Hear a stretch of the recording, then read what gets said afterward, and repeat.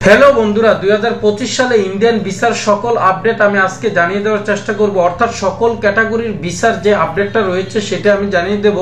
কারণ বাংলাদেশের অনেকেই যাদের ইন্ডিয়ান ভিসাটা প্রয়োজন তারা কিন্তু তীর্থের কাকের মতো প্রতীক্ষায় প্রহর গুনতেছে যে কবে নাগাদ আসলে ভিসাটা চালু হবে, কবে নাগাদ তাদের যেই কার্যক্রমগুলো সম্পাদন করার এটা সম্পাদন করতে পারবে। বিশেষ করে যারা ইন্ডিয়ান যে ইমার্জেন্সি ক্যাটাগরির ভিসাগুলো রয়েছে তাদেরই কিন্তু বেশি একটু টেনশনের মধ্যে থাকতে হচ্ছে, কারণ চিকিৎসা ভিসাটা কিন্তু খুবই ইম্পর্টেন্ট, এটা তো আপনারা সবাই জানেন। তবে আচ্ছা যাই হোক, আমি সকল ভিসাগুলোর আপডেটটা দিয়ে দেবো। তার মধ্যে আপনারা সবাই কিন্তু জানেন যে বাংলাদেশিদের ক্ষেত্রে কিন্তু এখন ওনারা যে একটা ভিসা নিতে অ্যাপ্লাই করে রেখেছে সেটা কিন্তু এখনো বলবৎ আছে। অর্থাৎ 2025 সালে হয়তোবা আমরা সবাই আশায় ছিলাম যে ওনারা হয়তোবা একটা ভিসার সমাধান করবে, কিন্তু আসলে কোনো সমাধান তো করেই নি, উল্টো আরো বোঝা যাচ্ছে যে আরো মনে হচ্ছে যে ভিসাটা জটিল থেকে জটিলতর করে ফেলতেছে। এখন আমি আসলে আপডেটগুলো আপনাদেরকে জানিয়ে দিই। প্রথমত হচ্ছে মেডিকেল ভিসা। মেডিকেল ভিসাটা আসলে নামে মাত্র ওনারা চালু রেখেছে। এখন কিন্তু ওনারা বলতেছে যে ইমার্জেন্সি যদি রোগী হয় তাহলে আমরা ভিসা দিয়ে দেই যদি প্রয়োজনীয় ডকুমেন্ট ওনারা শো করতে পারে। তার মধ্যে কিন্তু আপনারা জানেন যে আমি পূর্ববর্তী ভিডিওতে বলেছিলাম যদি আপনি সংশ্লিষ্ট হসপিটাল কর্তৃক অর্থাৎ যেখানে আপনি চিকিৎসা নেবেন সেখান থেকে যদি তাদেরকে মেইল করতে পারেন তাহলে কিন্তু এটা খুবই কার্যকর হয়। এটা গেল মেডিকেল ভিসা।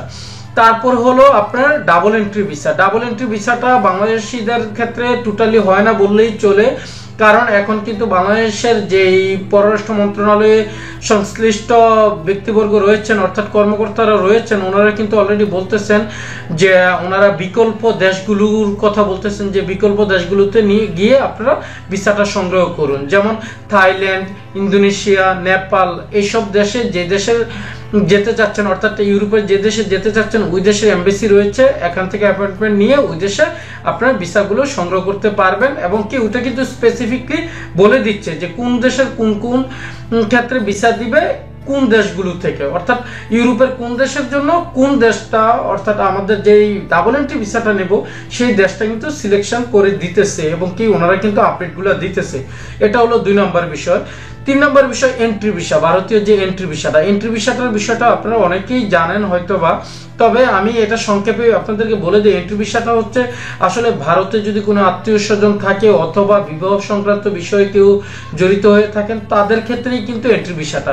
তবে এন্ট্রি ভিসাটা হয়ে যায় এটা সত্য যদি প্রয়োজনীয় ডকুমেন্ট এবং ইনভাইটেশন লেটারটা ভালোভাবে আসে, অর্থাৎ আপনার ভারতে যার কাছে আপনি যাবেন তারা যদি আপনাকে প্রয়োজনীয় ডকুমেন্ট সাপোর্ট করে এবং কি ওনারা যদি বলে হ্যাঁ আমাদের দেশে এই লোকটা আসা প্রয়োজন, আমার অমুক আত্মীয় অথবা বিবাহ সূত্রে আমরা দুজনে একত্রিত হতে হবে, যাই হোক যেই কোনো ক্ষেত্রেই এন্ট্রি ভিসাটা দিয়ে দেওয়ার ব্যবস্থা আছে এবং কি ওনারা দিয়ে দেয়।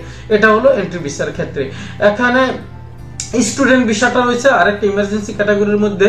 স্টুডেন্ট ভিসাটা ওনারা যদি ওই সংশ্লিষ্ট কলেজ অথবা ভার্সিটি থেকে আপনি প্রয়োজনীয় ডকুমেন্ট অথবা মেইল যদি ওনাদের হাই কমিশনারে এটা প্লেস করতে পারেন তাহলে কিন্তু ভিসা দিয়ে দেয়। অর্থাৎ স্টুডেন্ট ভিসার ক্ষেত্রে কিন্তু অনেকেই গিয়েছে এবং কি যাচ্ছে, এটা আপনারা জানেন।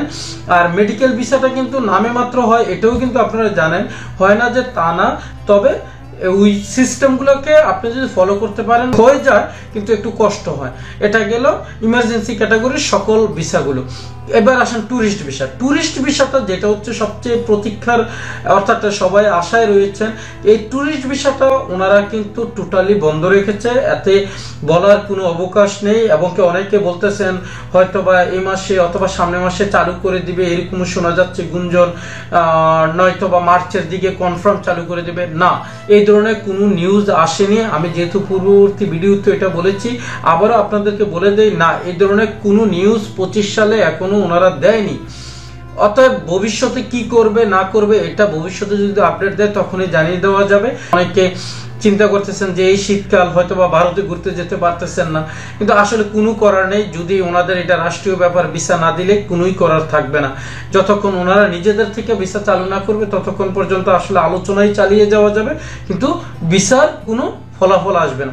ওকে বন্ধুরা, ভালো থাকবেন। পরবর্তীতে কোনো আপডেট আসলে অবশ্যই আমি আপনাদেরকে জানিয়ে দেওয়ার চেষ্টা করব। ততক্ষণ পর্যন্ত সবাই সুস্থ থাকবেন। আল্লাহ হাফেজ।